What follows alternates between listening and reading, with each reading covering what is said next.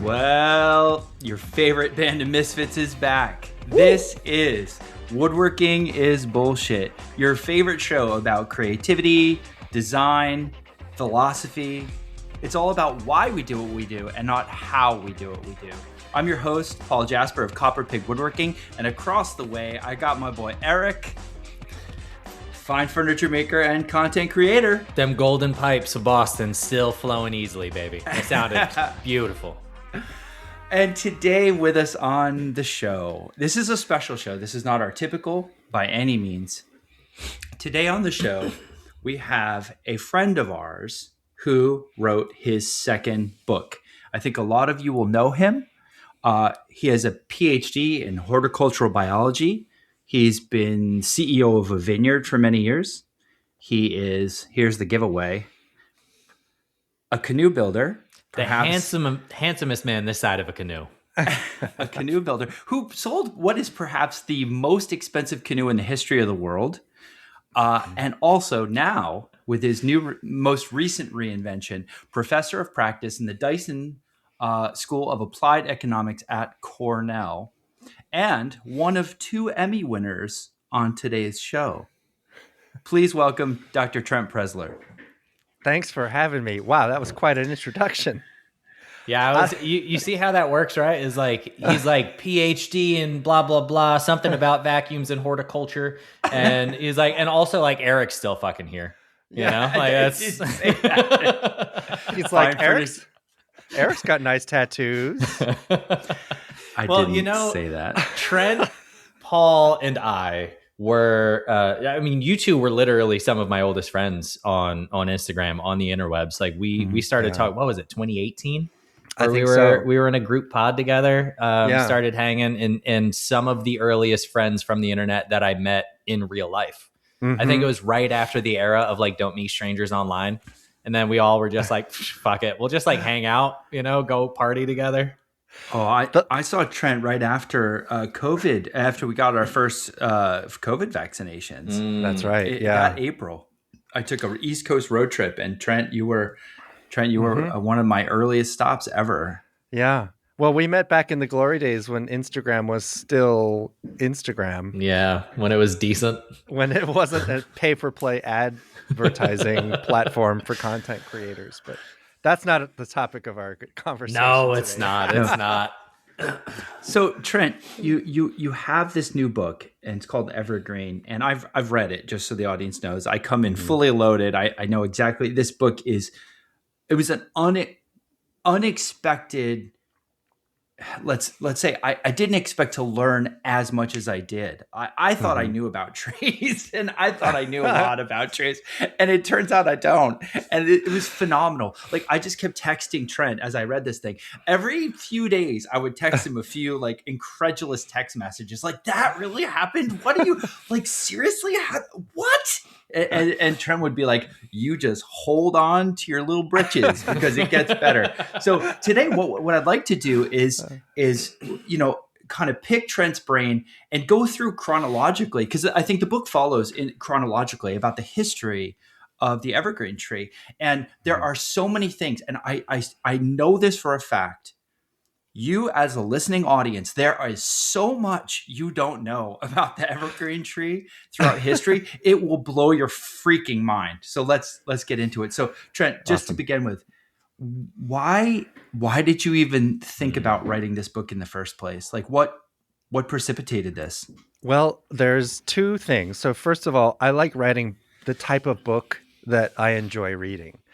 And my favorite books are the single subject, deep dive, narrative nonfiction books. You've probably heard of like Salt and Cod, and there's a book called Mauve, and just books where they take something that's been right under your nose your whole life, and they go so deep that your mind is blown. And by the end, you're like, wow, I didn't know there were 87,000 trivia facts about hot dogs. But now I do, right? So that's the first part of the answer to your question. The second part is that it all started during COVID, which I think a lot of things did in this country. And so the first COVID, the real bad COVID, the shutdown Christmas COVID, I've been at home for a long time alone, sort of rewatching every single thing that had ever been produced on television. And I decided, kind of on a whim, that the thing that would cheer me up is to go get a Christmas tree. So I left the house. I put on my mask, my N95 mask. God, it's such a window into a certain time, right? Like right after I finished like washing my Wheaties box with rubber gloves. I mean, like, you remember the shit we did? God. So I'm like, I'm going to get a tree. So I lived on Long Island at the time, and I go to this tree farm not far from my house, probably a couple miles down the road. And I pull in. The place is a mob scene. I mean, thousands of people. And it was the era where they still had like the X's on the ground. So you stayed 6 feet away from people, right? But I go in and there's thousands of people, and they have reindeer and an ice skating rink and like a Mariah Carey soundtrack and those jungle gyms for children. People dressed as the Grinch. Like, the whole thing is a madhouse. But as I pull in, there's a row of cars pulling out, and they have trees on their roof, which you would expect at a tree farm. But the trees were spray painted fluorescent colors. There was a pink tree and a purple tree and a blue tree and a yellow tree and a red tree. And I was like, wait a minute, I've never seen this before. And I don't just mean like a little spray paint flocked, but like a fire engine color, but like a tree. Okay. So I go in and I track down some like tired employee, probably some 22-year-old kid who's like home on Christmas break working. And I said, what is up with the colorful trees? And he said, well, a couple of things. So first of all, he's like, there are bestsellers. It's Long Island. And, and then he goes like this. He's like, people like fake things, like, And I was like, okay, yeah. But like, really, why? Like, what possessed you is, so in my mind, I'm immediately thinking evergreens are no longer green. The basic tree is not enough for some reason. We had to turn it into this gaudy commercial product.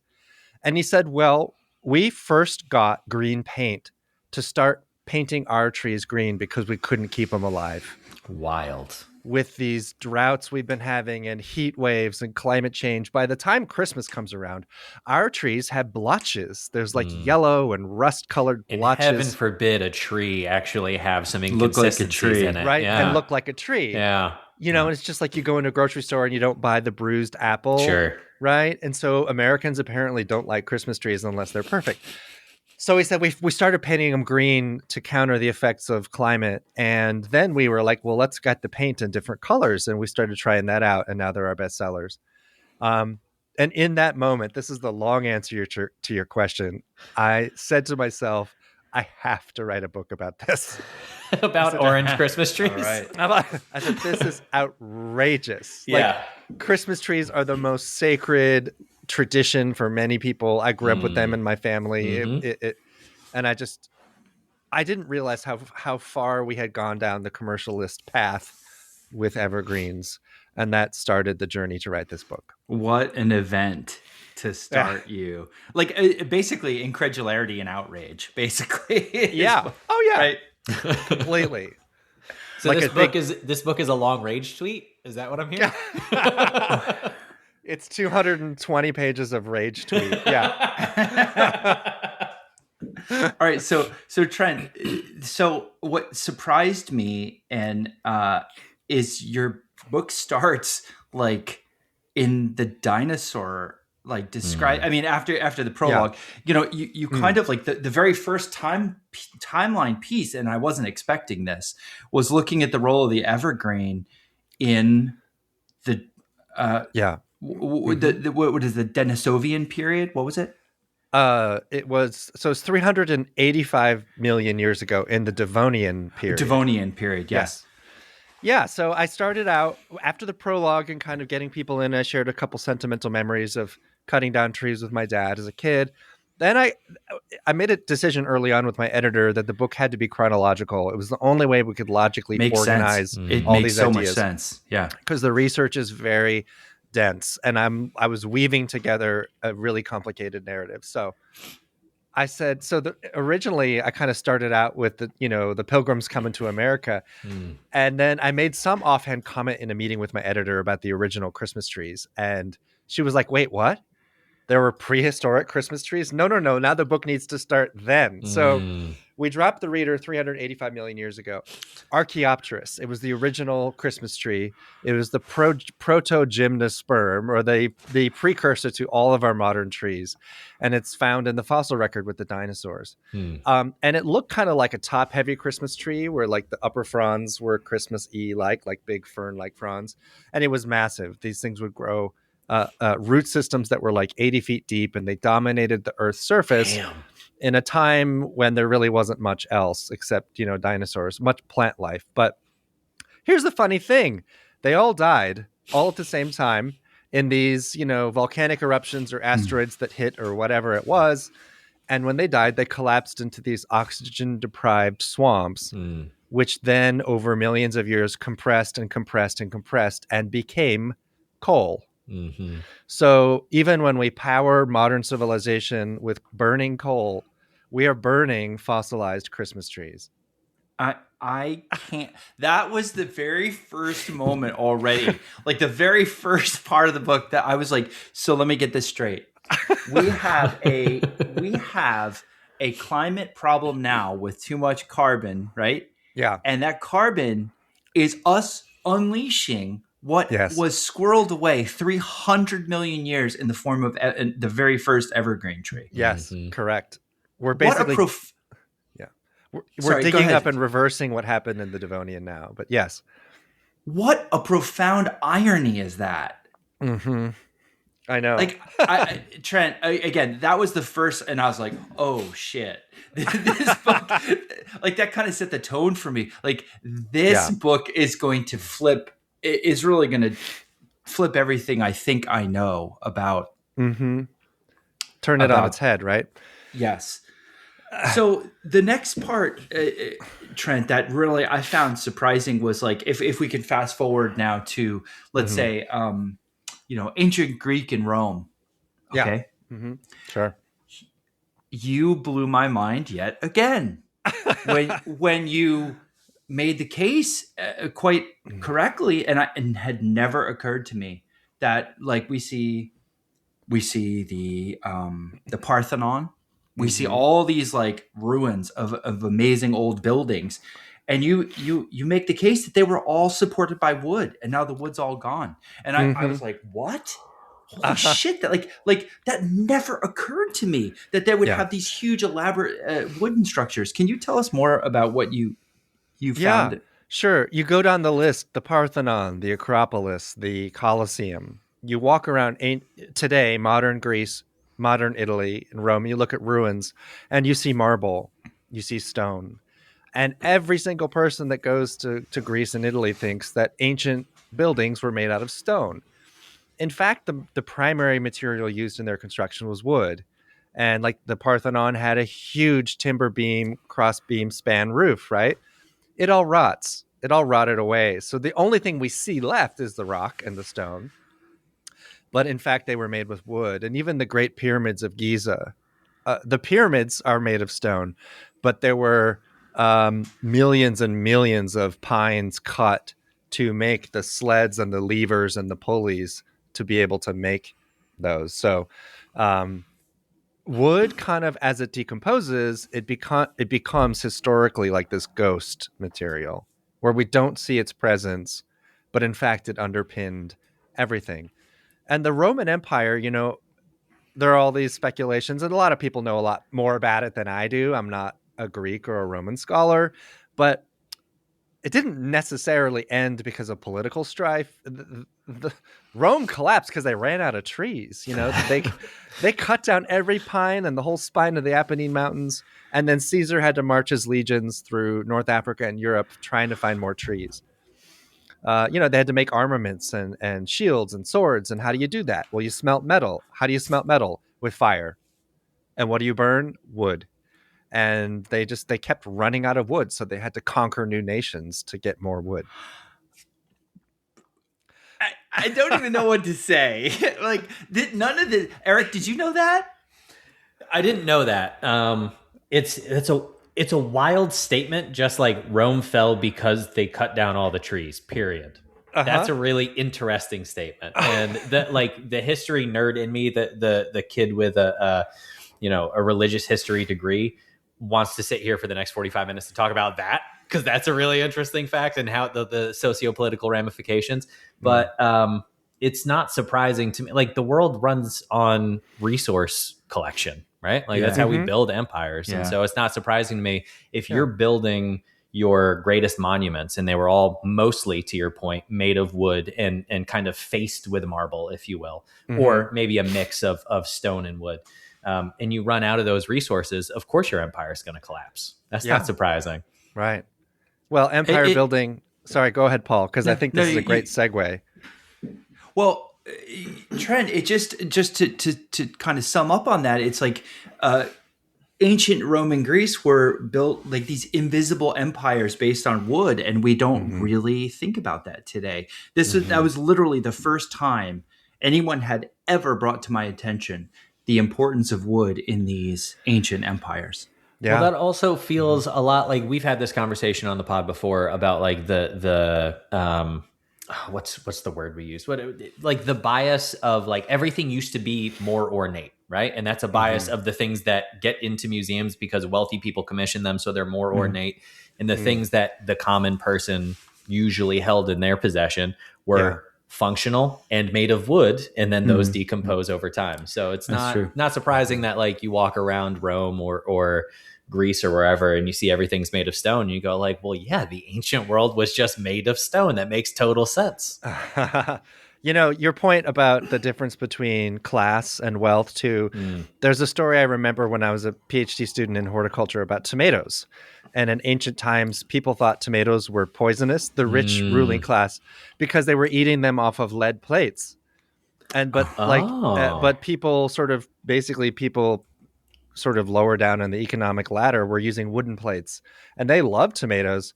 So, tomato sauce, red sauce, pasta sauce in Italy became kind of a peasant food because peasants could eat tomatoes off of wooden plates. And the rich people were like, we can't eat tomatoes, they kill us. But it's because they were using lead plates, not the tomatoes. My God. That's wild. That's so interesting. So, yeah. Right. So for the next, the whole episode's going to be like this. It is like just fact after fact where we're like, holy shit, how did we not realize that? That's pretty much how the book read for me. Eric, I'm going to put you on the spot for the next one. Okay. When you went to school, what were you told about the Pilgrims coming to America? Like elementary school? Yeah. Yeah, the same story that everybody else heard. The Pilgrims came on the Mayflower, and then they kind of set up villages around the Northeast. Jamestown happened. I don't think we learned about Jamestown early on. But there are still some remnants of those early settlers because it was only a few hundred years ago, and some of those wooden structures are still around. But largely, it was the white man came to America and made friends with the natives, and everybody lived happily ever after. Right. And we like handshake and Thanksgiving. And all that. Yeah. We share a bird, share a drink, and so why did corn. they come? And why did they come in the first place? Remind me. Jesus. Let's see. Because they were looking for a land of opportunity. They were looking for often fleeing religious persecution. A lot of. I think later on learned that there was also a lot of opportunism in the way of like, if I'm a criminal in England, I'm not in the New World, so let me hop a boat and get over there. But like still fleeing persecution, if you will. Persecution, right? Yeah. Okay. Yeah. And I'm with you, Eric. That is what I thought I knew. Trent, lay it on us. So it's a common myth that the Pilgrims were religious separatists. In fact, they were just timber merchants. And they were sent as emissaries of the crown to cut down trees. What? Yeah. Like, no, just one fucking second. What? Like, no one in my entire life, Trent, has ever said that. Yeah. Because what the fuck? Wood is a poor man's material. Everybody wanted to talk about gold. Everybody wanted to talk about silver. Everybody wanted to talk about land. Nobody talks about wood as a valuable resource. We still don't. But Eric, it was all about like, they fled religious persecution.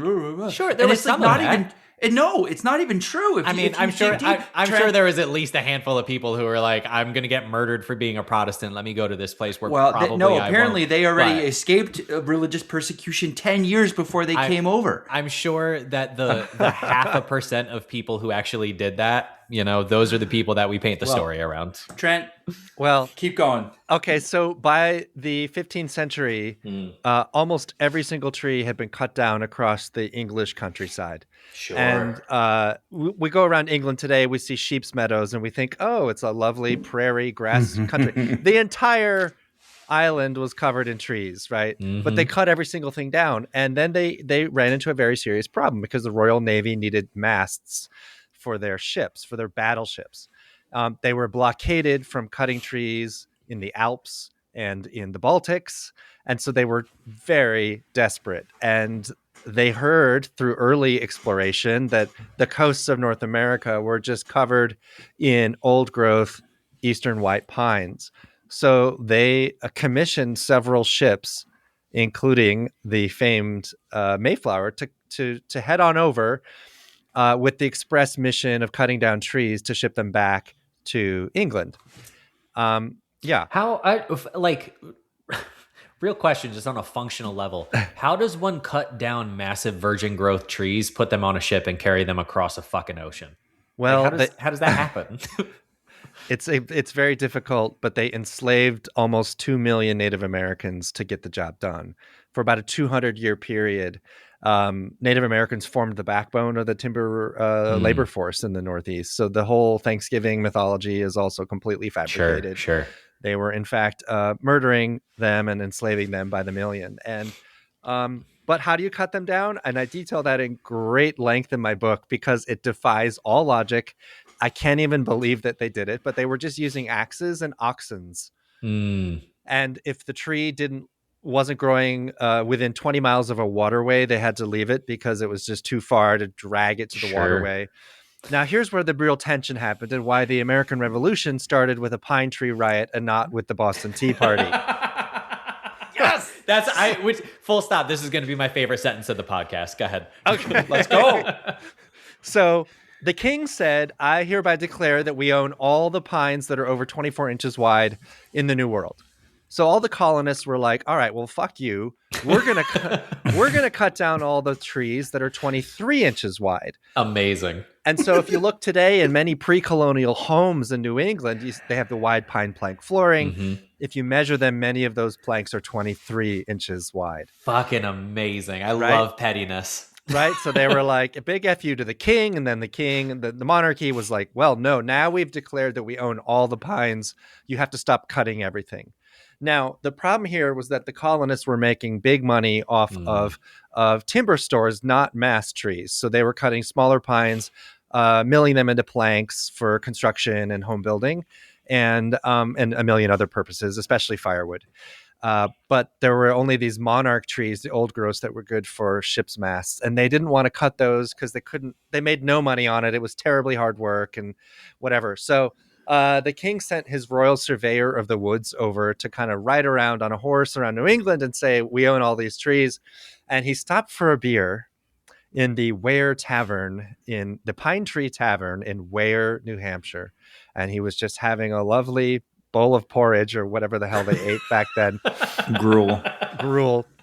And this angry lumberjack named Ebenezer Mudgett barged in with all his angry lumberjack posse, and they lifted this king's representative up by his feet and they lashed him with pine boughs, and then they put him on the back of a horse and slapped the horse in the ass, and it rode out of town.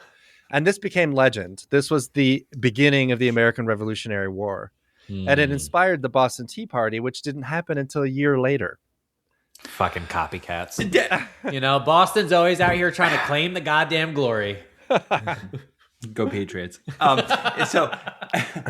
Trent, again, another piece of history that was completely fabricated, I think, to all of us growing up. Or not completely, I should say. It was erroneous. It just was not the complete story. And you have absolutely completed the picture here. I was stunned to read, especially that the idea that the Pilgrims were timber merchants. Like I will never. You permanently changed, obviously, how I see this. The next part I wanted to ask you about is this idea of almost like a myth of a virgin wilderness. Like it was not a virgin wilderness in the Northeast. Right. There were already there was already a large native population who I think were doing an amazing job as stewards of the forest. Can you talk a little bit about that? Yeah, absolutely. So we estimate up to 10,000 years, Native Americans were managing the forests all across North America, but especially intensively in the Northeast. And so these were not virgin landscapes bestowed upon the Pilgrims by a benevolent god necessarily. They were managed. And so there were fires, controlled burns, which they used to kind of keep the dry kindling at bay in the understory, but also to clear out portions of the forest, which would give, then grass would sprout for the deer and the elk and the moose to eat, and then they would hunt those animals. So it was all part of almost like a large-scale gardening with the forests of the Northeast. And it was, but there were also, of course, the grand monarch old growths that kind of peppered that landscape, but it was a managed landscape. And where the European settlers kind of took a hard left was that they viewed all these trees as such a commercial commodity, as such a resource, a valuable resource. In fact, they minted America's first currency, the pine tree shilling, to pay for timber. And they viewed them as being so valuable that they kind of, I know. Oh yeah. Oh yeah. You're Eric, just gonna breeze right over that. Like I didn't want to interrupt you, but you just, know. Yeah, the classic pine tree shilling. We all remember that, Jam. Like what? When I got to that part of the book, I Googled it and I just sat there awestruck. I was like, I've never even heard of Tell this. me more about this. I don't want to interrupt your story. You can finish it if you want, but like I need to hear about this. No, America's first currency was a silver coin minted by the colonists because the crown got so mad that we were cutting down pines that they stopped sending gold and silver. So we couldn't pay for our goods. So we had this growing population and we were trapping furs and cutting down wood. So the colonists basically raided some Spanish colonial ships, took all the silver and minted their own coins and stamped the emblem of a pine tree on them. And that was America's shit. Our first dollar, our first currency was a pine tree shilling. So it's called that because it had a pine tree stamped on it as a fuck you to the government who was mad about that. That's amazing. Exactly. God, I love wood. Sorry, carry on. I know. And I love the truth. Yes, like Trent, preach it. It's like all these things you're rewriting the incorrect history that we were taught in school. That's amazing. Yeah. Well, so sorry, more. Continue where you were at. Yeah. Well, now I lost my train of thought, but basically... Sorry, I do that a lot on this pod, buddy. The end. No. Okay. It's been fun. No. Anyway, basically, the settlers viewed the forest as a resource to be extracted, right? And they had no concept or notion, and we still to this day do not grasp that forests need to be managed. Sure. Like you can't just build suburbia for 300 million people right up against timberlands and then act surprised and shocked when forest fires happen. Like, so, and we'll get into this later with how I take Smokey the Bear to the mat as well in the book. That's a little bit big 80s kid takedown right Trent, there. Do it now. Take him down. Let's go. Ding, yeah, ding, all ding. the rabbit holes. Right That's now. right. No, jump the shark. Let's go. Okay, so Smokey the Bear, which, by the way, he's half clothed, not half naked, right? So his natural his natural state was naked, and then they put clothes on him because I guess, God forbid, we have like a naked bear. But anyway, so there was this phrase by Roosevelt that careless matches aid the axis. And there was this belief that forest fires were going to be our downfall and that the Japanese were threatening to drop bombs in our conifer forests, which are highly flammable because evergreens contain turpentine, which is one of the world's most flammable substances. And so he appointed Gifford Pinchot as the inaugural director of the U.S. Forest Service, who was a eugenicist and a white supremacist. And he believed very firmly that fire was an enemy. enemy number one for America. So after World War II, we being the U.S. government, invented Smokey the Bear. And you all know, like, Smokey the Bear, Only you you prevent forest fires. Forest fires, Yeah. right? And for about 70 years, our fire suppression policy was 100% effective. Wild. So for 70 years in this country, we suppressed all fire. We didn't have any instances of fire. This was in response to 70 years before. This was in response to several extremely deadly fires, like the Hinckley fire in Minnesota that killed hundreds of people. And there were many more like it. And so people were just sort of thinking, we got to stop these fires. The original fires in the 1800s and 1900s started mostly because of these giant slash piles of logging debris left near the railroad tracks. Now we fast forward. After 80 years of fire suppression in this country, our forests just became wild, unhinged tinderboxes. So for the better part of a century, we haven't thinned out the undergrowth. We haven't burnt any of the sort of small kindling. And that's been compounded with climate effects where we're seeing millions and millions of trees dying from, let's say, the pine bark beetle, which is surviving mild winters in great numbers. And so the entire West is a tinderbox. And you would think we would learn from this, but we haven't. And so we continuously see every year bigger and bigger infernos that are the direct result of Smokey the Bear's fire suppression policy.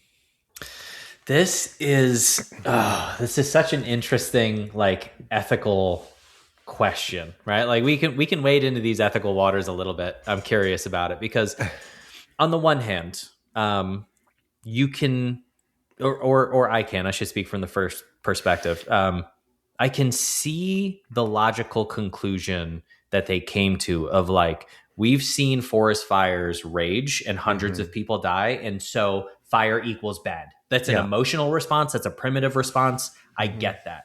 Now, our logical brains, and I want to be clear, I agree with you 100%. Like, forest management includes fire. And if you don't burn the underbrush, something will, and bad shit happens. But there's an interesting ethical dilemma of, like, if you know that this particular square mileage of fire is going to burn at some point, it's a ticking time bomb, and there are people who live near, in, and around that forest, like, how do you square that with telling those people just, like, that's the way of nature, like, what are you gonna do? It's gonna burn eventually anyway, so it might as well be now, and it might as well be you. Right. Yeah, no, it's a tough nut to crack. Yeah. I should mention, as a precursor to the answer to that the U.S. government also systematically removed tens of millions of indigenous people from their lands because they continued to practice controlled burning against federal law. And then that included the establishment of several hundred religious schools funded by the U.S. government, which were specifically for indigenous children, which they separated from their parents. A big portion of that was to kind of strip out fire from the indigenous culture and from the American landscape. They couldn't suppress it just physically. They also had to suppress it culturally with the people who were still practicing it.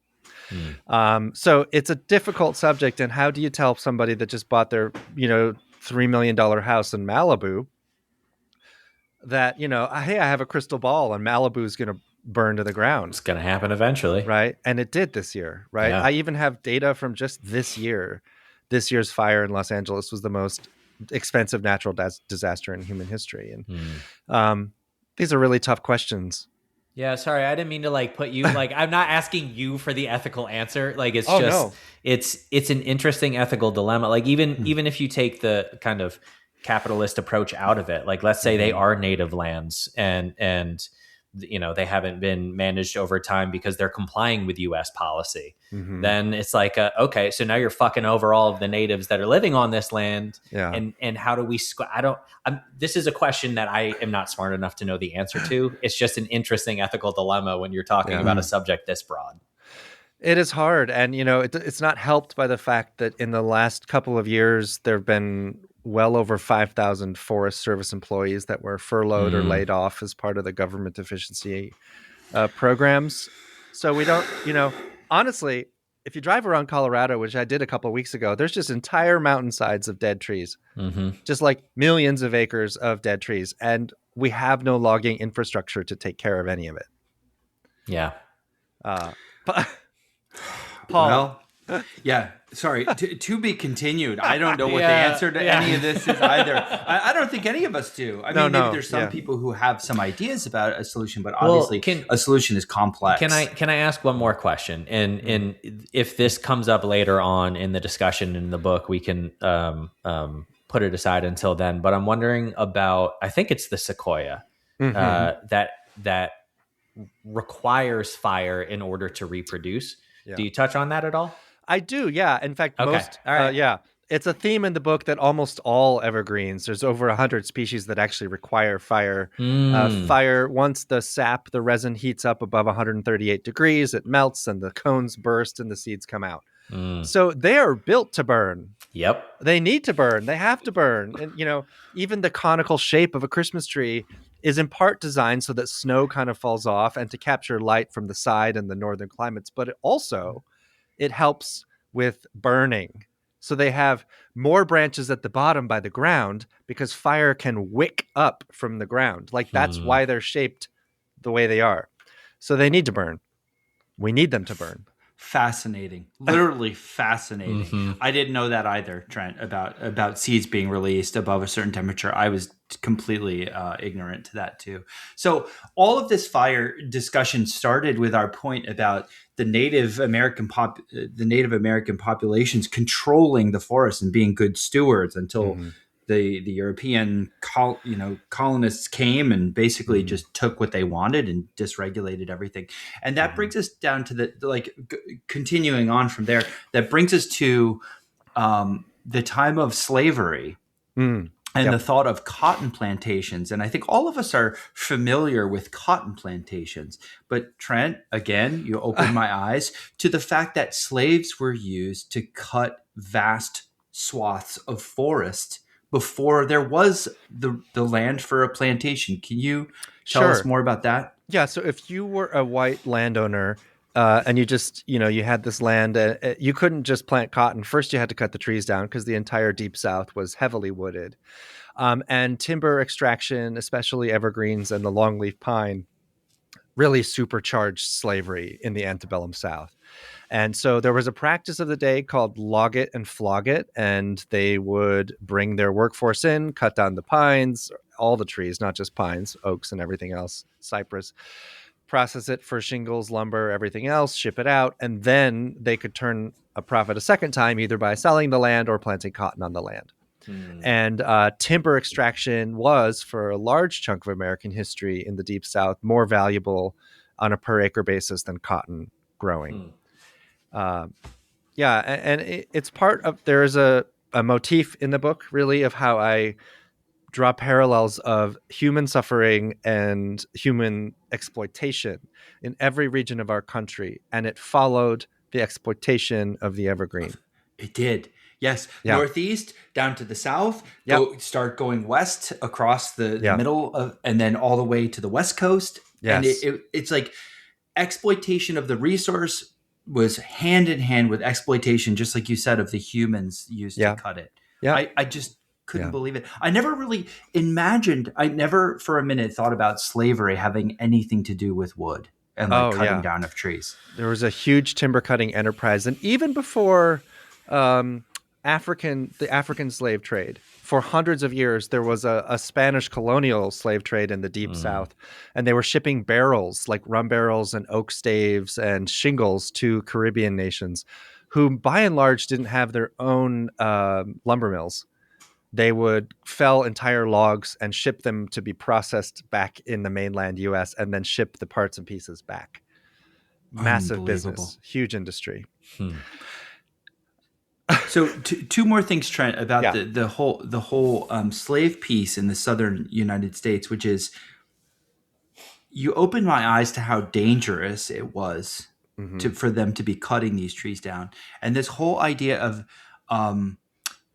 it's sort of like a dichotomy. It's like they were slaves, but yet they could be away from the slave owners for a time while they were in the forests. So could you elaborate on that? Yeah, so there's some really beautiful writings by Frederick Douglass and others about that period of the logging camp culture in the Deep South. Can you Yes. give me a time window here? Like, what years are we talking about? So I know you mentioned Frederick Douglass, so it's late he wrote about 1800s it of some kind. He wrote about it later, but there were, I would say, pre-Civil War, so Okay. early 1800s. Okay. There's more documentation of it then, let's say. Okay. I know it was going on for hundreds of years before that, but what Paul is referring to is that if there is no good version of slavery, but being a timber cutter allowed you just a little degree of freedom, a slight modicum of the ability to live in the woods. And these woods were dangerous. They were filled with poisonous cottonmouth snakes, alligators, biting flies, and the white landowners really didn't want to go there. They didn't patrol their workforce like they did on a cotton plantation. It was brutal. You were being brutalized constantly. And so timber cutting, and to fuel the firewood demand for steamboats on the Mississippi, timber cutting was, I'm not going to say slightly more desirable, but it was a less terrible outcome. Yeah, it's a lesser of evils. Lesser of evils, yeah. And so there were these clandestine networks and cabins in the woods and trails where people could kind of meet informally in the woods, and it just gave it like a tiny dose of humanity in a grossly inhumane era.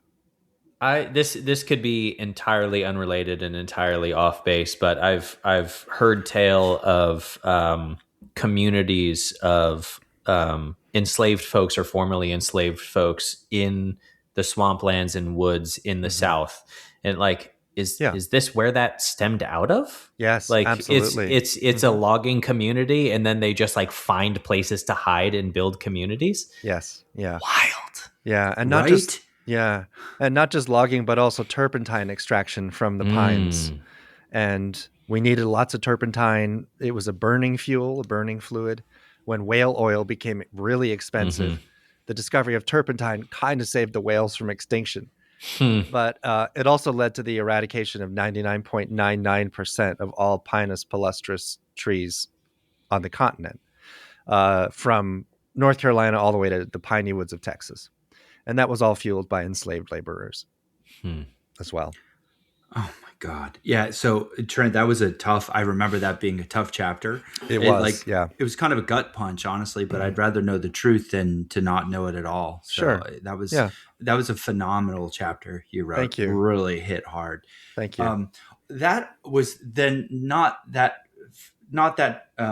far after you talked about the queer history in lumberjack camps. Yes. Again, no preparation for that topic. I had no idea. I was so fucking ignorant. Like this book was like a testament to my personal ignorance, honestly, is how it felt. Can you fucking take us through that? Yeah, absolutely. Eric, here's the sentence the soundbite sentence, but okay. The vast majority of the timber cutting labor force in the 19th century were gay men. So that's the clip. That's the Instagram clip right there. Yeah. So I'm going to paint the picture here for you. From, let's say, Gold Rush San Francisco, 1849, up through the beginning of World War I.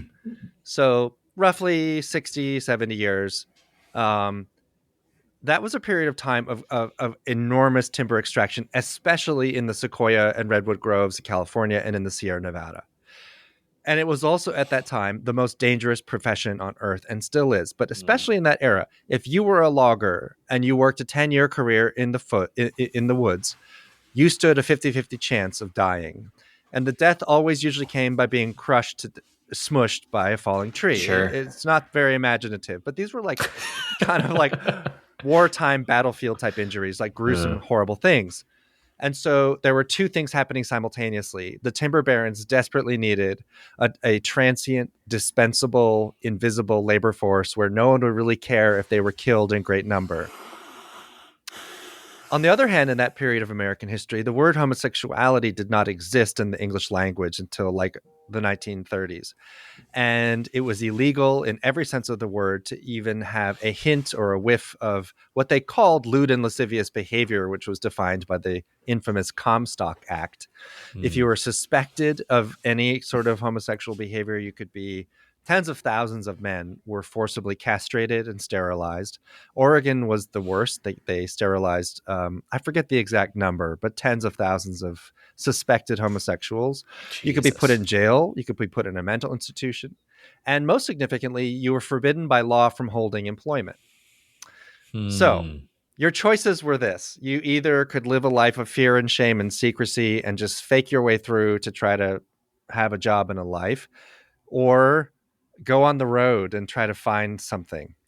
And so there was this roving bands of hundreds of thousands of down on their luck, sad, destitute, desperate men who traveled from the deep south to the great woods of the North States, Wisconsin, Minnesota, Michigan, and eventually found their way to California during the gold rush. And the timber companies employed them, and they set up these massive timber camps in the redwood groves to cut down trees, and they died in shocking numbers, but no one really knew that they were gone because they were already kind of invisible members of society.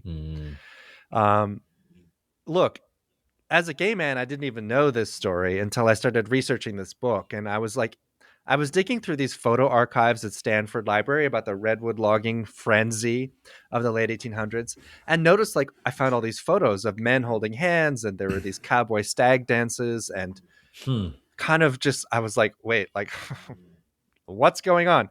But of course, the masculine ideal of a lumberjack is rooted in our Paul Bunyan mythology, and that it's sort of, they wore the fedora hat and the handlebar mustache and the suspenders, and the photos of these timber cutters circulated around the world, and they were heroic.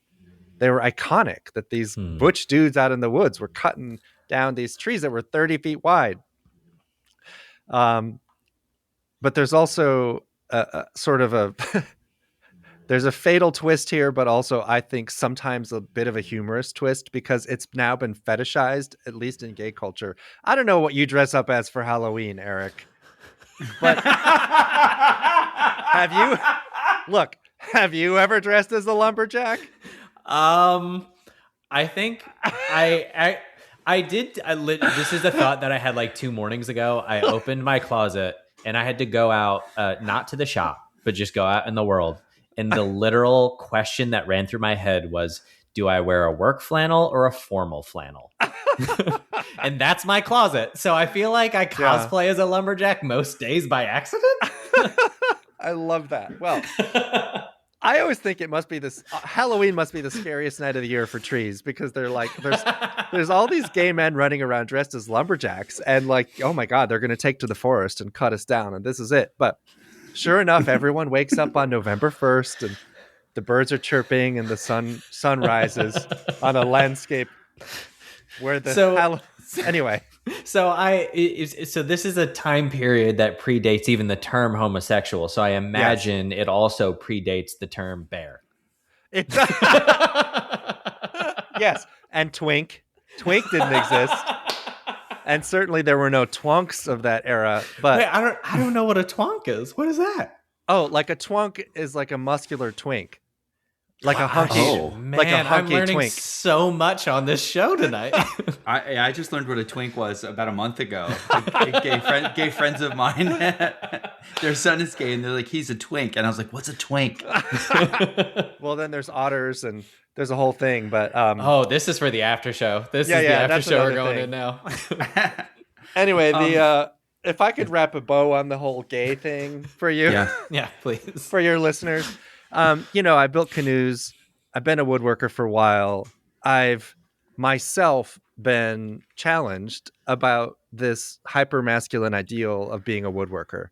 And I can't tell you how many times people on Instagram, because, I have a certain number of followers, and just random strangers say things, and people be like, I can't believe you're a woodworker and gay. And it reminds me of there's this very famous, I know, right? Shrug your shoulders.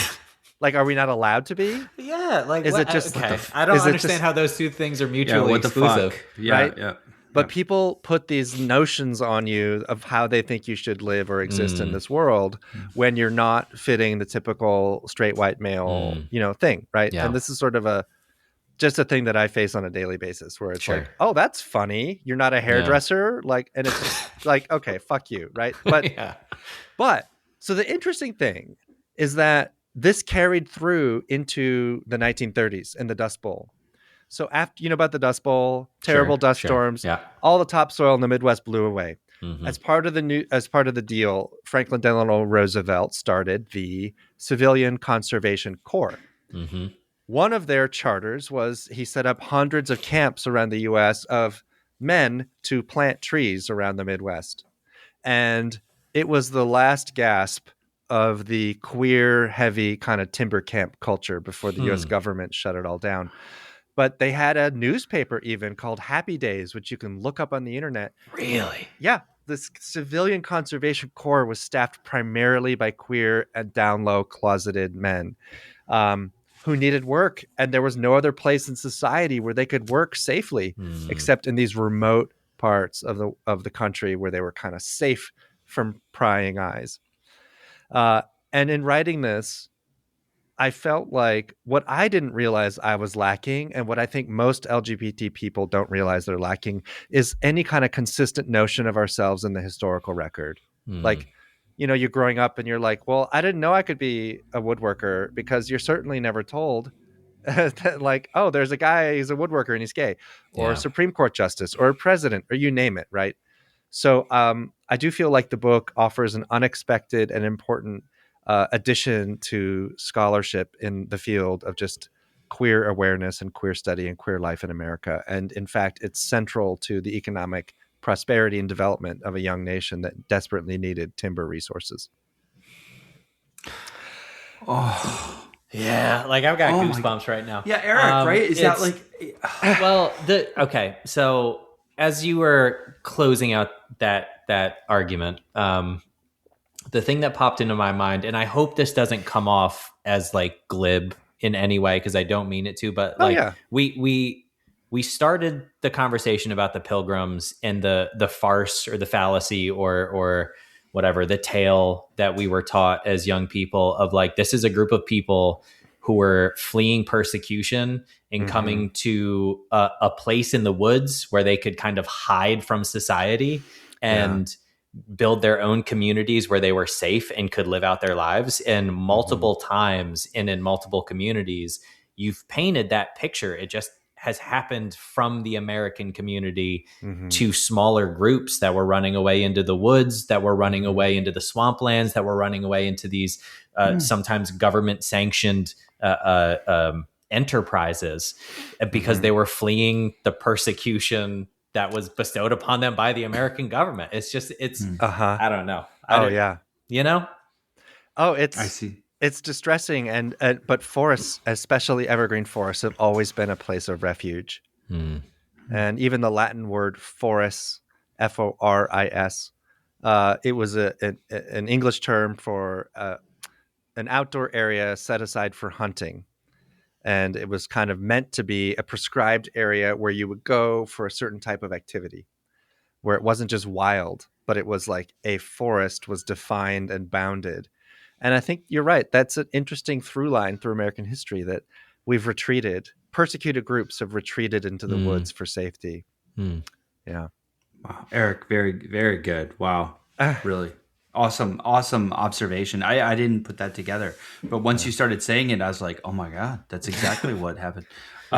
Trent, now we've gone through, all the way, slavery, and then we, and what I'm going to save us, what I want to go to are kind of like the last 2 or 3 really big picture questions that come out of the book. I'm going to save more of the details for people to read, like for example the railways and what that took in terms of wooden rail ties, and the whole western United States and sequoias and the redwoods. There's in the most interesting chapters on those. But in the interest of time, I wanted to kind of take what I've learned from the book and zoom out like to 10,000 feet and ask you some really more big picture philosophical questions. And the first one, I'll call I guess I'll call it the tragedy of the commons. Mm-hmm. And so this idea that when you have something in common in a society, is it inevitable that that common resource is always like inevitably the target of destruction and greed?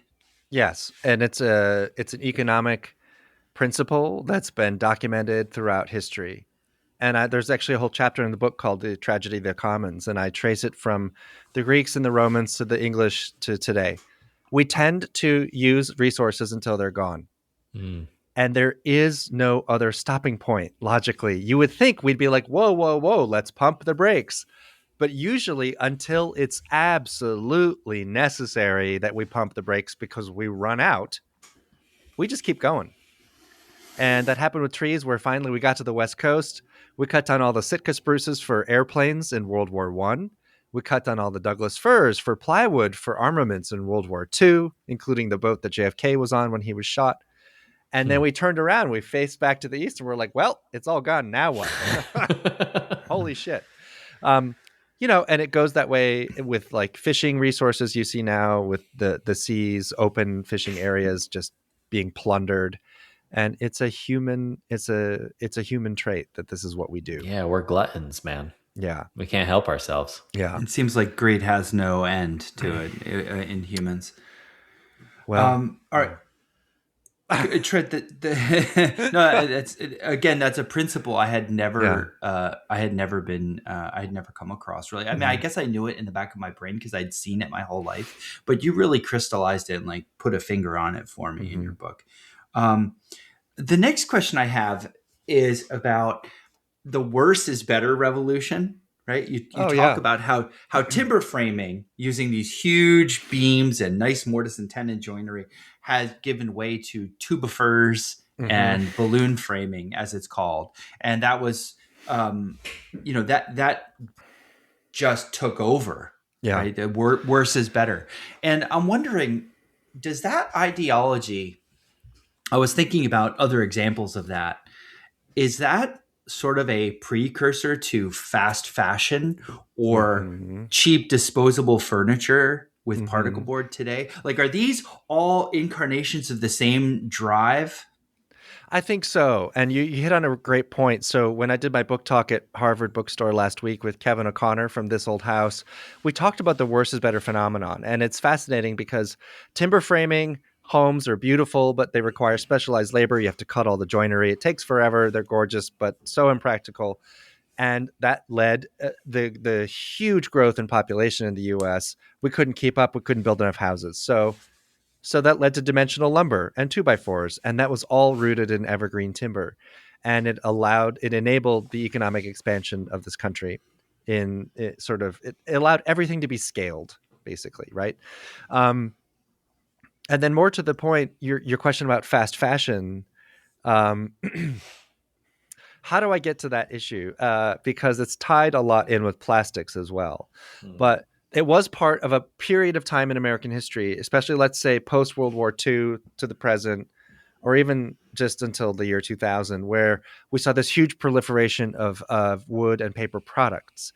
So now there's like, you go to CVS and there is a wipe for everything. There is a cup for everything. There is, you name it. And this gigantic sucking sound of the demand of American consumer demand for wood and pulp paper products became so staggering that we needed to invent new ways to use forest resources and to market them.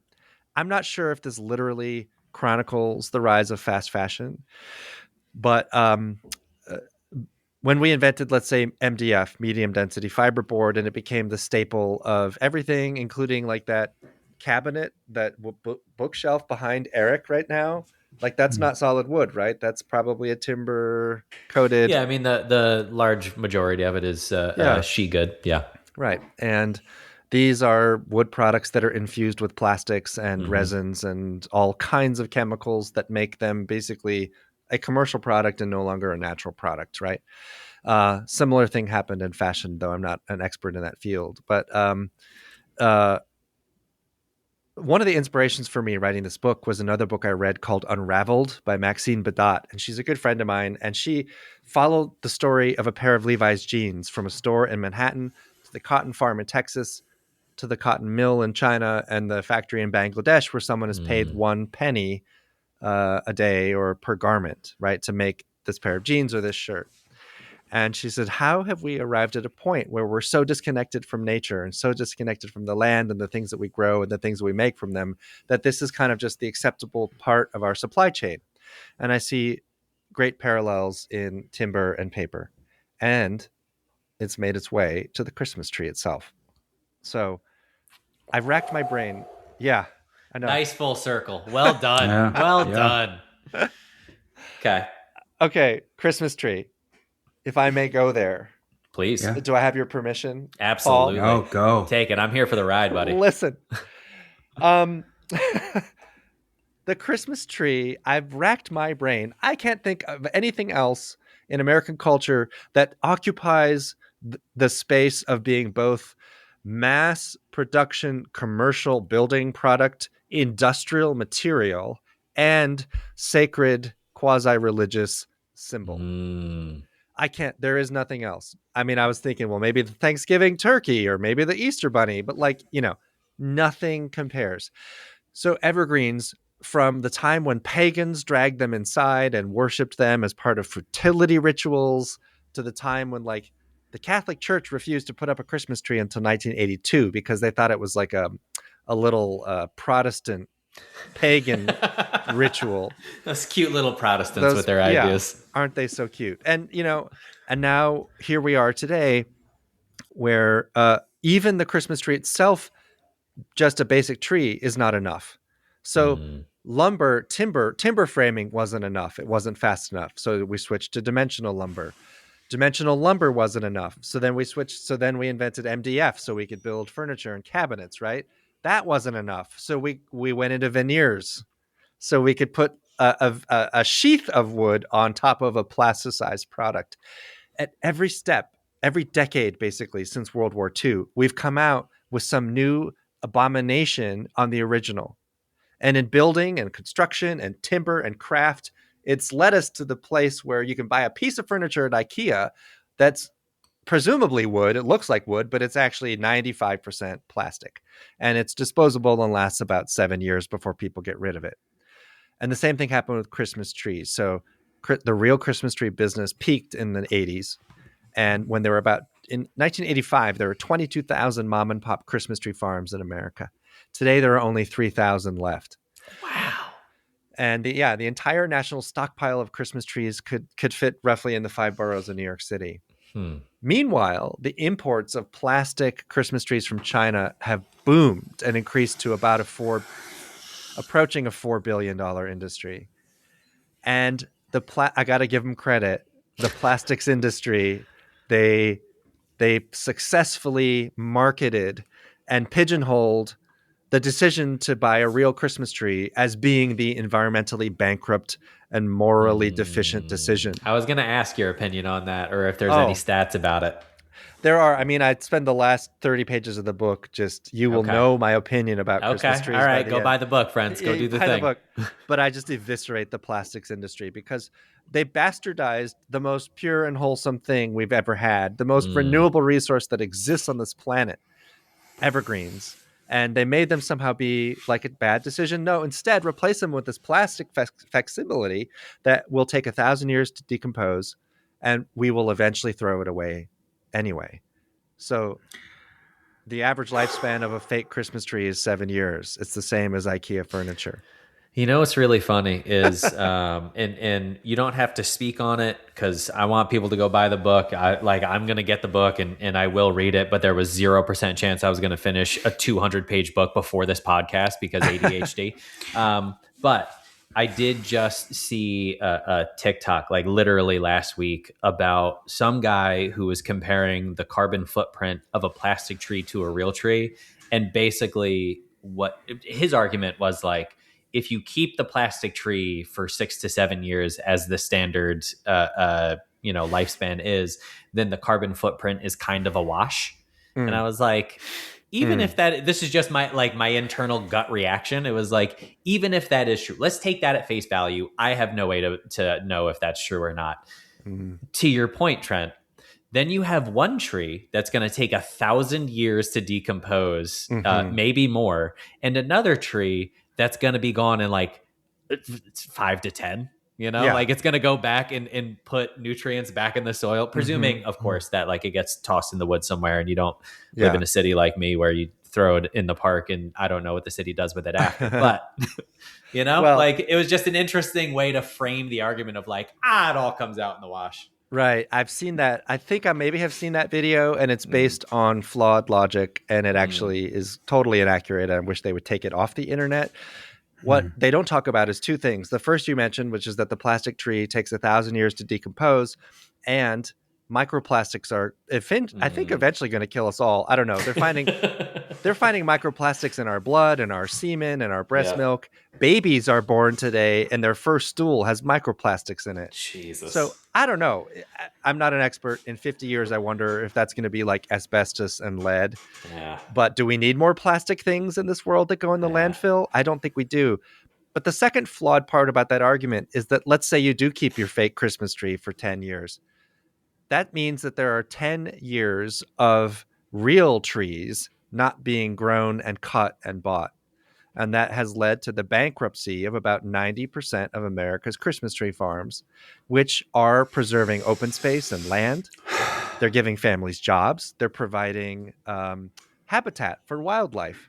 And they're removing carbon from the atmosphere. And they're a functional part of a functioning ecosystem in an agrarian landscape that fake plastic trees from China are not. Oh, wow. And that's what the Radiohead song's about, I think, actually. I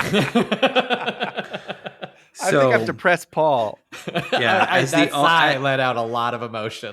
Oh, man. As the owner of a plastic Christmas tree who was inadvertently led to that decision many years ago by flawed Is it currently logic. up in your house, buddy? Yes, it is. Okay, we're going to have to change that, I think. Well, I don't know. Like at this point, do you just throw it away to throw it away? Or do you just use it as long as you can? And then this feels like moral relativism now. I don't know. I don't even know what the fuck to do with it, to be honest. I'm like totally confused. But don't Trent, burn it. This leads me to my last question. It's like this book is so great. It's so fabulous because I found myself learning. I found there were light chapters, there were hard, some very tough chapters. But like I said, I would rather know the truth than a bunch of mythology or whitewashed history. Thank you. Now, I wanted that, and I sat with those chapters, and it was just fascinating book. What are your parting words about what we can do? How can we move forward with a positive mind frame?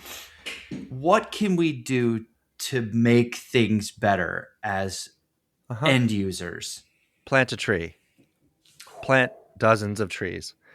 They don't have to be big. They can be tiny twigs. They can be, if you don't own a house with a backyard, there are tree planting programs. You can partner with. Go ahead. Those work? Do those work? Tell me about them. I've donated to them before. Yeah, so there are organizations you can donate to that do plant trees, but I think for me it's more fun and interesting model is like what they're doing at the Detroit Arboretum.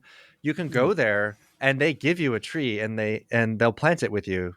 Like they have. Oh, that's awesome. Yeah. They have giant sequoias. They have cloned look up Detroit Arboretum. They have cloned sequoias from 3,000-year-old monarch old growths in California growing in Detroit.